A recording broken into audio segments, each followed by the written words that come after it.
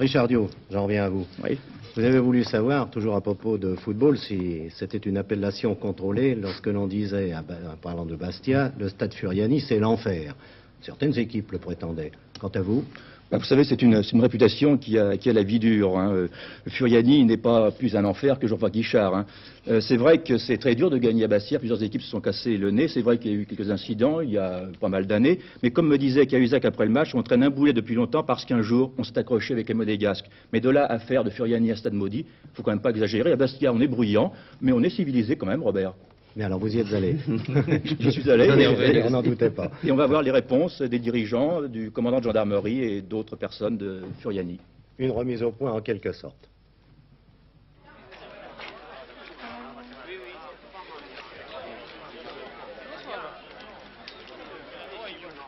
C'est vrai que Furiani est un stade pas comme les autres. Il faut avoir le nez dessus d'ailleurs pour savoir que c'est un stade. Ça ressemble plus à un camp de concentration ou à une caserne qu'à une enseigne digne d'une ville disputant la Coupe d'Europe. De nombreuses équipes de division d'honneur possèdent des installations autrement plus luxueuses.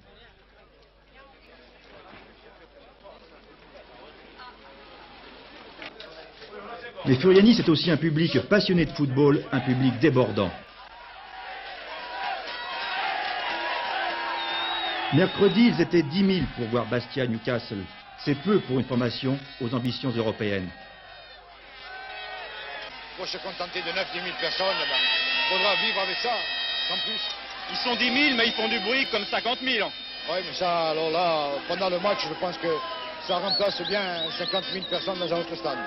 Vous ne redoutez pas précisément un peu le débordement du public corse? Non, du tout. Le débordement du public corse ce soir sera pour son équipe au maximum avec la plus grande correction vis-à-vis de l'équipe adverse que des supporters de Newcastle.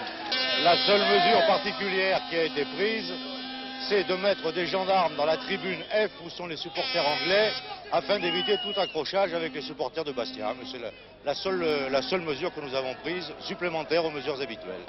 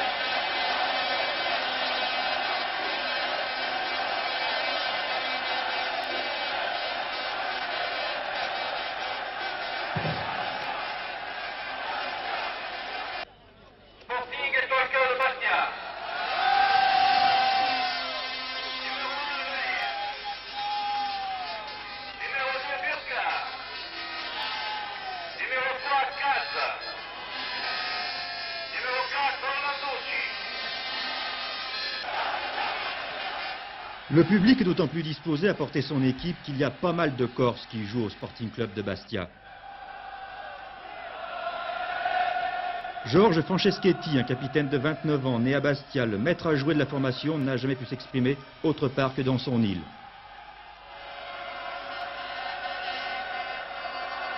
Claude Papy, le numéro 10, né à Porto Vecchio il y a 28 ans, 2 fois international, il est corse jusqu'au bout des crampons. Charles Orlanducci de Vescovato, un numéro 4 méconnu. Et enfin Jean-Marie de Zerbi, un petit inconnu de 1,65 m et de 18 ans, tout de suite adopté par le bouillant public de Furiani. Le public est toujours magnifique ici à Bastia. Est-ce qu'un public peut faire gagner une équipe au cours d'un match de football? Je pense qu'il peut transcender les joueurs, oui, c'est effectif. Et je pense que ce soir, ils vont s'y employer en deuxième mi-temps. On dit, Yves Mario, que le public du Furiani est le plus terrible de France, c'est vrai? Le plus terrible, non. Disons le plus chaud peut-être. Celui qui soutient le plus ses joueurs dans les bonnes et dans les mauvaises occasions. Mercredi, les Bastiais n'ont jamais cessé d'encourager leurs joueurs, même s'il a fallu attendre près d'une heure avant que Papy n'égalise.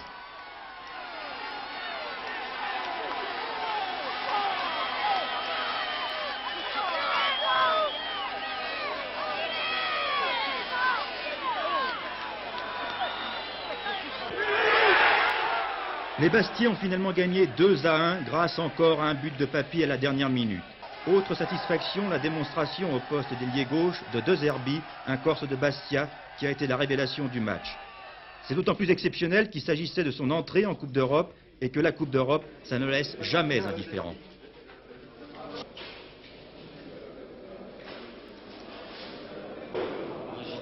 Impressionné par l'ambiance, surtout. Enfin, mais le public m'a chaleureusement acclamé. Pour moi, c'était un stimulant, le meilleur stimulant, quoi. Vous avez eu le trac pendant le match? Au début, oui, quand même. Mais après, petit à petit, après mes premiers ballons, ça allait. J'étais dans le tremblin, quoi.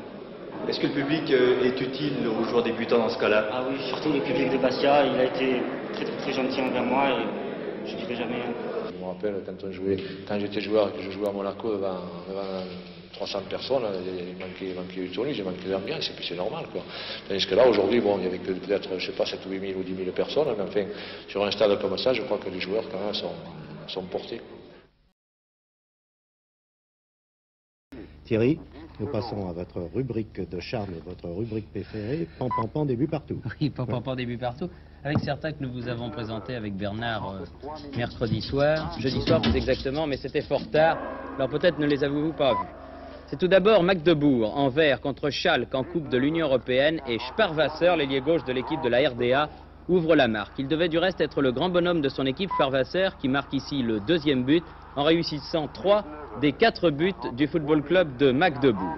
Mais les leaders du championnat d'Allemagne de l'Ouest allaient répliquer, marquer pratiquement coup sur coup 2 buts, dont le deuxième absolument magnifique, un tir de 30 mètres de Abramzik.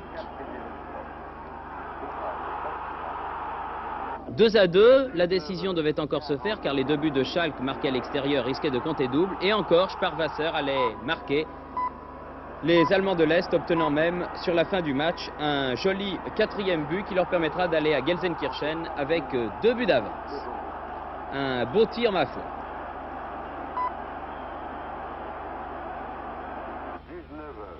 Borussia Mönchengladbach contre l'Étoile Rouge de Belgrade. Et les malheurs de Bogicevic qui commence et laisse Schaeffer marquer le premier but. Mais ça n'est pas fini, décidément il avait des trous dans les jambes, ce pauvre arrière central yougoslave, car cette fois-ci c'est de l'autre côté que ça se passe, mais le résultat est le même. Heinkes marque le 2e but. Simonsen marquant pour sa part, comme d'habitude, un but absolument magnifique, contrôle, frappe de l'intérieur. Un grand joueur, peut-être le meilleur ailier droit européen du moment. Un concurrent sérieux en tout cas pour le ballon d'or de notre confrère France Football.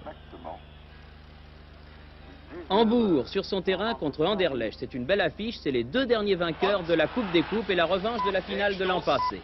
Sur ce corner, une tête de Reisenbrink, une reprise de volée de Ludo Koik, le demi de l'équipe de Belgique, et c'est le premier but marqué par les vainqueurs de la Coupe de Belgique. 1-0.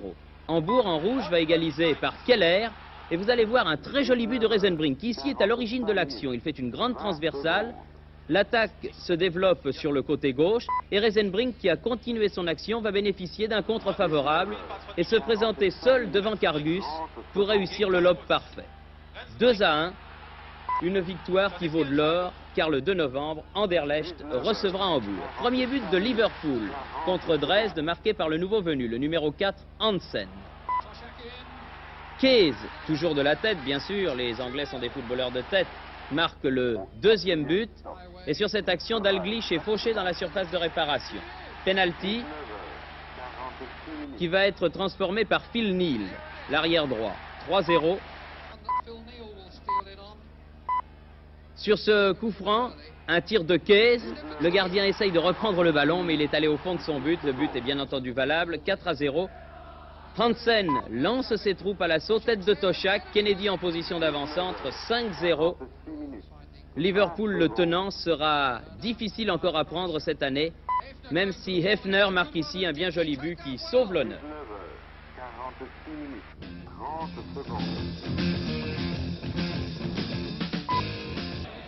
En Allemagne, c'était hier samedi le match des vieilles gloires déjà, car aucun de ces 2 clubs prestigieux ne figure dans les 5 premiers actuels de la Bundesliga. Sur son terrain de Mönchengladbach, les Blancs vont réussir à marquer 2 buts au Bayern. Mais vous allez voir que le premier est entaché d'une faute de Heinkes qui balance Schwarzenbeck, qui réussit par la suite un bien joli lob. Vous allez revoir au ralenti l'action. Je vous demande de suivre Heinkes qui se trouve au milieu de la surface de réparation. Et quand il reçoit ce ballon, une tête de Simonsen, il cède du bras, vous voyez, pour balancer Schwarzenbeck qui tombe. Ce qui n'empêche que le lob qui bat Mayer est tout à fait remarquable. 1-0 à la mi-temps. Heinkes, sur cette action, va marquer un but qui, celui-là, ne devra rien à personne. sur un centre venu de la gauche de Kulik, une tête canon, 2-0. Heynckes a de quoi être content, son genou tient bien maintenant. En championnat de première division, Ipswich en blanc joue à Coventry. Et sur cette action, Ipswich va ouvrir la marque par Mariner, un bon coup de tête, 1-0. Égalisation des Bleus, c'est-à-dire de Coventry, par Hutchinson. L'arbitre a laissé l'avantage, il y avait presque penalty. Et un festival de Tottenham pour continuer. Tottenham est en blanc, 9 buts, pas un de moins. Voilà le premier. Contre les Bristol Rovers, Tottenham est leader de son groupe en deuxième division, descendu l'an passé, 2-0. But de Lee, comme le premier. Cette fois-ci, c'est Taylor, 3-0 à la mi-temps. Moore, 4-0. Un beau barbu. Encore Colin Lee. 5-0. Moore, 6-0. Il était temps que ça se termine. Encore Moore, 7-0 pour le gardien. Le quatrième but de Lee. Et c'est dommage, le dernier but de Hoddle est nettement hors-jeu. Mais enfin, ça fait quand même 8-0 sans le hors-jeu. 9 au total.